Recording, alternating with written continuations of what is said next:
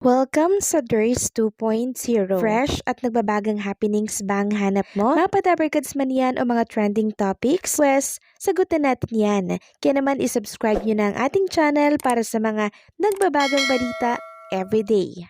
So, ayun, welcome back again sa ating YouTube channel mga Kadabarkads. And for today's video, ang pag-uusapan natin ay tungkol sa mga importanteng kaganapan sa loob at sa labas ng Itbulaga. So, kanina nakasama natin ang P-pop boy group from the Philippines na kung saan talaga namang mas nagpainit po ng tanghalian natin dito po yan sa Itbulaga. And also, nag-promote na rin po sila ng kanilang mga upcoming project. At kanina nga po mga Kadabarkads, muling inanunsyo ni Bossing Vic Soto ang pagsugod nila sa Sugod Campus mga kapatid by Saturday. At kanina, nagbigay nga po ng hint si Jose Manalo na malamig daw dyan sa campus na susuguri nila. And binabasa nga ako na sa Pangasinan State University susugod ang Itbulaga. Well, tingnan natin kung doon nga talaga susugod ang Itbulaga sa Sabado. At kung inyong napansin kanina, pre-recorded na po ang Itbulaga dahil abala na po sila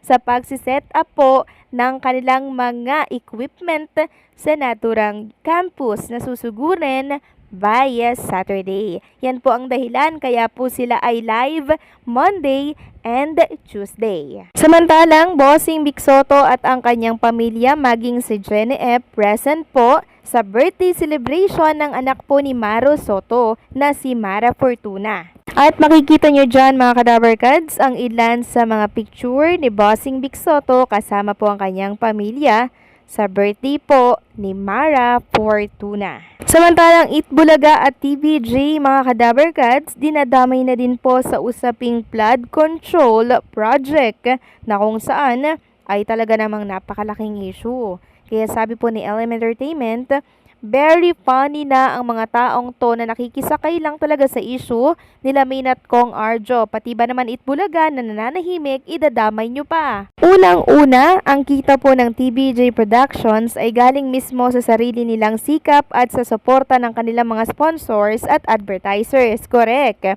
Plus, nakakuha pa sila ng danyos perwisyon mula sa mga damages na ginawa ng Tape Inc. since nanalo sila sa kaso laban sa mga mapagsamantalang management ng mga halushos. So nasaan ang sinasabi niyong naging pakinabang ng TVJ sa mga sinasabi niyong nakulimbat umano daw ni Atayde? May investigation pa yan, may hearing pang mangyayari dyan, kaya di pa natin masasabing guilty nga siya. Palibhasa kasi mga hater kayo at di nyo matanggap na maganda talagang manood ng Itbulaga at TVJ ang mayari nito. Move on na kayo mga kulto ng Aldogs, kahit ano pa sabihin nyo si Maine ay mananatiling asawa pa rin ni Arjo at hindi niya ito basta-basta iiwan kahit ano pang mangyari. Sa mata ng Diyos at tao, mag-asawa sila at di basta-basta maghihiwalay. Iyak na lang kayo dyan at kumanta ng if we hold on together.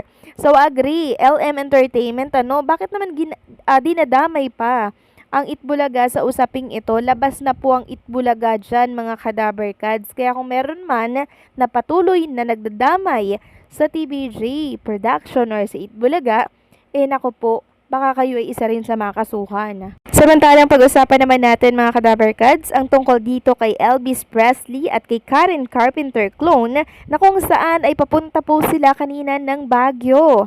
So parang meron silang project dito mga Kadabarkads. At since champion nga po si Jean Jordan Abina, 'di ba? Merong ilang mga netizen na naghahanap kung meron daw bang ganong project din itong champion ng The Clone. Sabi dito, nasan yung unang, yung nanalong champion?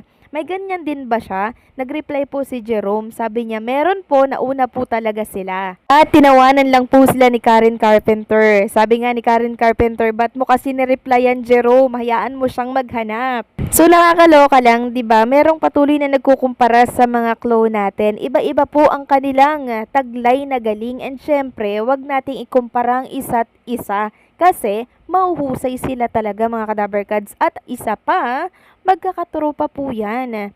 Samantalang pag-usapan naman natin ang tungkol dito kay Elvis Presley. So talagang nagugustuhan na po siya ng maraming tao, maging ni Ramon Pereira Jacinto.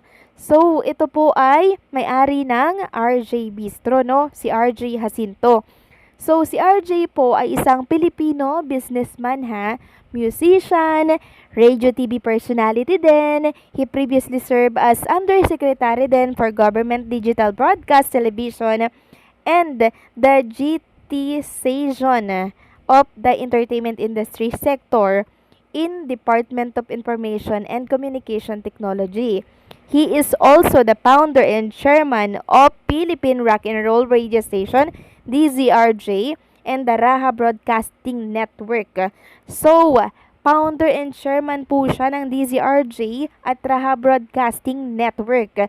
So, meron pong next offer dyan si Elvis Presley by January at kagabi nga, 'di ba? Kakatapos lamang po ng naging concert dyan ni Elvis Presley. At alam nyo, hindi pa nga po siya nagkumakanta sa naturang event na yun kagabi. Mayroon agad kasunod or naka-line up na offer sa kanya si Mr. RJ Jacinto. Sabi nga po ni Nas Poblete at Bistro RJ with Jerome Ibardome and producer Milo Clarion Ibrado. Galing ng performance ni Roms, pati si Sir RJ na pa-jamming sa iyo. Abangan ninyo ang next na kaming mag-guest ni Ruel Carino sa Let's Grow real soon only sa RJ TV 29. So, kasama nila yung producer na si Milo Clarion Ibrado. At next, kasama na po mga Kadaberkads, si Ruel Carino or si Matt Monroe. So, patuloy po na dumadagsa ang mga blessings kay Elvis Presley at sa mga clones na talaga naman pong nagpamalas ng husay nila dito po sa programang Itbulaga. Simula pa lamang yan at alam ko mas marami pa pong blessings ang matatanggap nila. At alam nyo, maging ang Tinig at Musika Talent Management Services na i-feature po sa kanilang page, eto pong si Jerome Ibardome.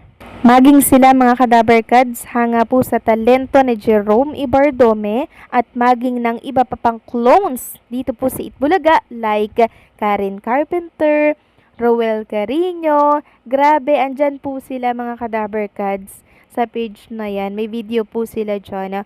And grabe talaga yung paghanga nila sa mga clones natin. Ang huhusay. And for sure, may event na naman po si Jerome, Karen Carpenter sa Baguio. So, yayanigin ang Baguio ng kanta ng Karen Carpenter and syempre ni Elvis Presley.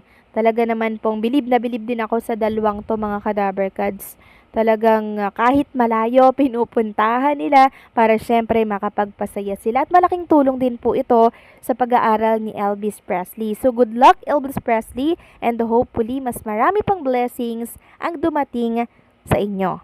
So anong sa inyo dito mga Kadaberkads? Please comment down below and don't forget to like, share, comment, and subscribe.